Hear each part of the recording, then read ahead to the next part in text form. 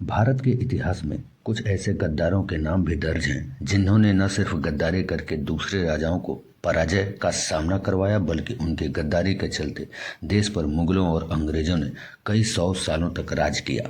तो चलिए आज हम ऐसे कुछ गद्दार राजाओं के बारे में जानते हैं। पहला नंबर आता है जयचंद का। गद्दारों के लिस्ट में जयचंद का नाम ना हो ऐसा हो ही नहीं सकता।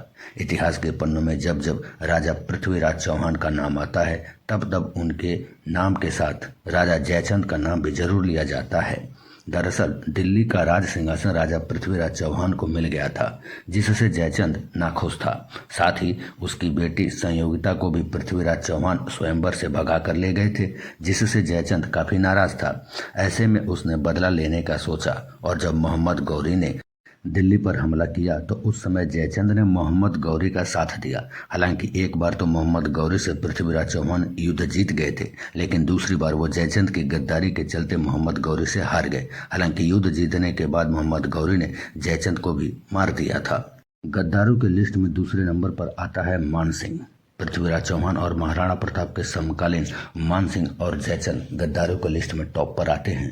उस समय जब महाराणा प्रताप दर दर भटक रहे थे और देश को आज़ाद करवाने के लिए घास की रोटियां तक खाकर गुजारा कर रहे थे, उस समय मान सिंह मुगलों का साथ देकर महाराणा प्रताप को पराजित करने की प्लानिंग कर रहा था। जब महाराणा प्रताप और मुगलों की सेना के बीच युद्ध हुआ उस समय मान सिंह ने मुगलों का साथ दिया। हालांकि बाद में मान सिंह को महाराणा प्रताप ने उसकी गद्दारी की सजा दे दी थी। गद्दारों के लिस्ट में तीसरे नंबर पर आता है मीर जाफर। जब भी गद्दारी की बात आती है तो मीर जाफर का नाम सबसे पहले लिया जाता है।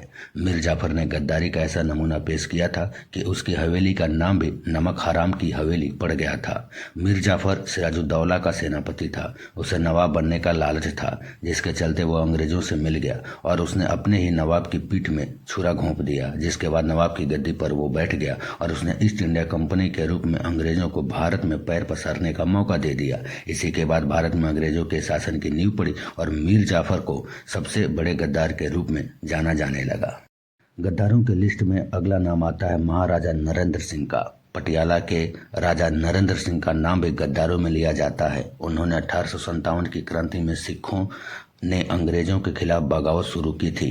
राजा नरेंद्र सिंह ने सिखों की इस विद्रोह को दबाने में अंग्रेजों का खूब साथ दिया। नरेंद्र सिंह ने अंग्रेजों को वो तमाम चीजें उपलब्ध करवाई जिससे सिखों के आंदोलन को दबाया जा सके। गद्दारों की लिस्ट में अगला नाम आता है राजा आम्भीराज का।